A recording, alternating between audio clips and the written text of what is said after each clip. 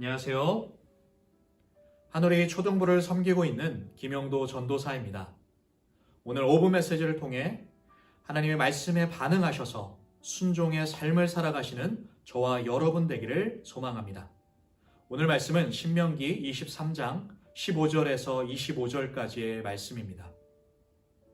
종이 그의 주인을 피하여 내게로 도망하거든 너는 그의 주인에게 돌려주지 말고 그가 내 성읍 중에 원하는 곳을 택하는 대로 너와 함께 내 가운데에 거주하게 하고 그를 압제하지 말지니라. 이스라엘 여자 중에 창기가 있지 못할 것이요 이스라엘 남자 중에 남창이 있지 못할지니 창기가 번 돈과 개 같은 자의 소득은 어떤 서원하는 일로든지 내 하나님 여호와의 전에 가져오지 말라. 이 둘은 다 내 하나님 여호와께 가증한 것임이니라. 내가 형제에게 구워주거든 이자를 받지 말지니 곧 돈의 이자, 식물의 이자, 이자를 낼 만한 모든 것의 이자를 받지 말 것이라. 타국인에게 내가 구워주면 이자를 받아도 되거니와 내 형제에게 구워주거든 이자를 받지 말라. 그리하면 내 하나님 여호와께서 내가 들어가서 차지할 땅에서 내 손으로 하는 범사에 복을 내리시리라. 내 하나님 여호와께 서원하거든 갚기를 더디하지 말라. 내 하나님 여호와께서는 반드시 그것을 내게 요구하시리니 더디면 그것이 내게 죄가 될 것이라. 내가 서원하지 아니하였으면 무죄하리라. 그러나 내 입으로 말한 것은 그대로 실행하도록 유의하라.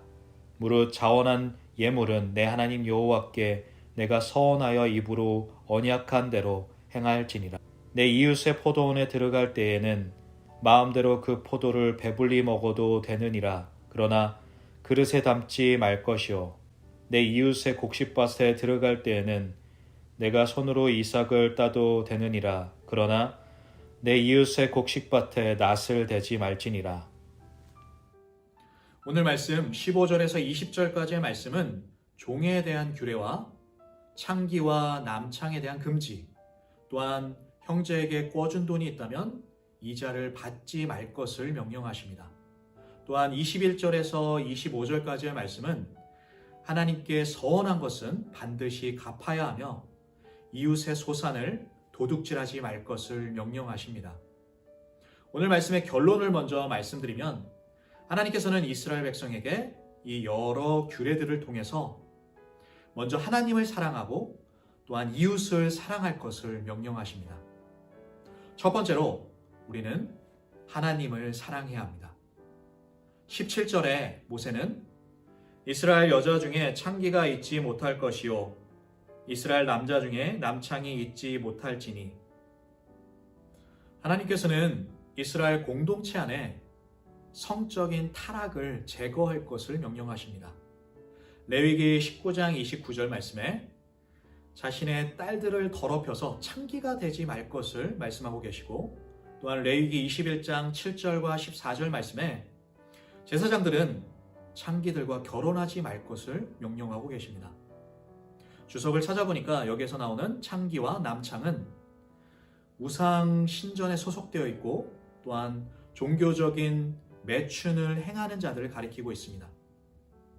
어떻게 보면 이스라엘 공동체에게 하나님께서 성적인 타락을 제거하라고 말씀하는 것 같지만 더 정확히 바라보면 하나님께서는 우상 숭배를 제거할 것을 명령하고 계십니다. 우리의 삶이 참 많이 바뀌었습니다. 코로나 사태로 어려운 시국을 살아가고 있고 또한 이제는 미디어를 통하지 않고는 우리가 모든 것을 할 수 없는 상황에 있습니다.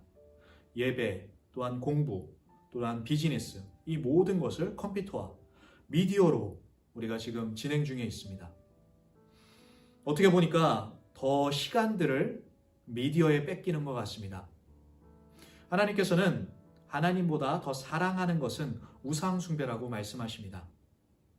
우리가 이런 어려운 시국일수록 하나님의 말씀과 기도를 붙잡고 우리가 온라인 예배를 통해서 우리가 함께 예배 드릴 수는 없지만 더 뜨거운 예배를 드려 주님을 더욱더 사랑하고 주님의 임재를 경험하는 저와 여러분 되기를 소망합니다. 두 번째로 우리는 이웃을 사랑해야 합니다.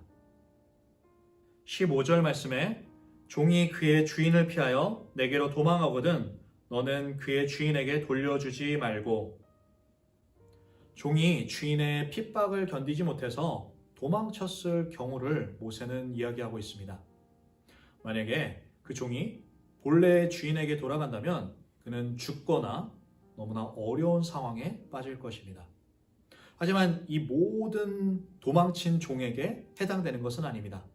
이 보호법은 불공정한 주인으로 인해서 그 핍박을 견디다 못해서 도망친 노예에게만 해당하게 됩니다. 이 보호법은 우리의 이웃이 어디까지인지를 하나님께서 보여주고 계십니다. 이스라엘 백성에게 이웃이 자신의 형제뿐만 아니라 더 확대되어서 그들의 노예까지 이웃으로 봐야 한다라고 하나님께서는 가르쳐 주시고 계신 것입니다. 다시 말하면 어려움을 겪고 있는, 아픔을 겪고 있는 그들을 바라보면서 나 또한 그 아픔으로 인해서 그들을 도울 수밖에 없는 공동체를 하나님께서는 원하고 계신 것입니다. 나만을 바라보는 시선이 아니라 서로를 바라보며 서로 함께 나아갈 수 있는 공동체. 그 공동체가 우리 한우리 공동체가 되기를 소망합니다.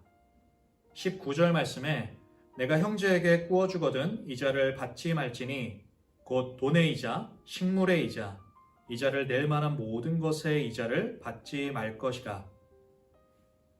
모세는 이스라엘 백성에게 자신의 형제들에게 돈을 구워주면 이자를 받지 말라고 말합니다. 하나님께서는 형제가 아닌 이방인 또한 외국인들에게 이자를 받을 수 있지만 형제들끼리 바로 이스라엘 백성들끼리는 이자를 받지 말라고 명령하고 계십니다. 어떻게 보면 서로의 희생이 필요하고 또 뭔가 손해보는 듯 하지만 하나님께서는 이것이 축복이다라고 말씀하십니다. 20절 말씀에 이것이 범사의 축복이 된다라고 하나님께서는 약속하고 계십니다. 하나님께서는 고아와 과부와 같은 약자들을 보호하시면서 또한 연약한 이웃들에 대해서 구체적으로 어떻게 사랑해야 될지를 말씀하고 계십니다. 또한 24절 말씀에 내 이웃의 포도원에 들어갈 때에는 마음대로 그 포도를 배불리 먹어도 되느니라. 그러나 그릇에 담지는 말 것이요. 가난한 사람들이 배고플 때 자신의 이웃의 포도원이나 밭에 들어가서 그 소산물들을, 포도를 배불리 먹어도 된다라고 그것을 허용하고 있습니다. 하지만 모세는 그들이 낫을 대고 또한 그릇을 가져와서 담는 행위는 하지 말라고, 그것은 도둑질이라고 말하고 있습니다. 하나님께서는 굶주린 자들에 대한 자비를 허용하십니다. 하지만 그 자비에도 선계선은 있습니다. 그 선계선은 생존과 욕심의 사이인 것 같습니다. 생존을 위해서 자신의 굶주림으로 인해서 그 소산물을 배불리 먹는 것은 괜찮지만 그것은 자비로 허용되지만 욕심으로 인해서 그 소산물들을 낫을 대고 또한 그릇을 가져와서 담는 행위는 어떻게 보면 도둑질입니다. 하나님께서는 분명하게 하나님의 사랑과 공의를 분명히 나누시고 계십니다. 오늘 말씀 묵상을 하면서 자꾸만 저번 주에 목사님이 말씀하셨던 루디아가 생각납니다. 바울이 가려고 했던 아시아 또 비두니아를 가지 못하고 마게도냐의 환상을 통해서 빌립보를 가게 됩니다. 그 강가에서 수많은 사람들을 만났던 것이 아니라 하나님께서는 단 한 사람, 루디아를 만나게 하셨습니다. 루디아가 바울로 인해서 예수님을 믿게 되고 또한 하나님을 너무나 사랑하는 마음에 이웃을 사랑하게 되고 또한 교회를 세우게 되고 선교 사역에 전적으로 후원하게 됩니다.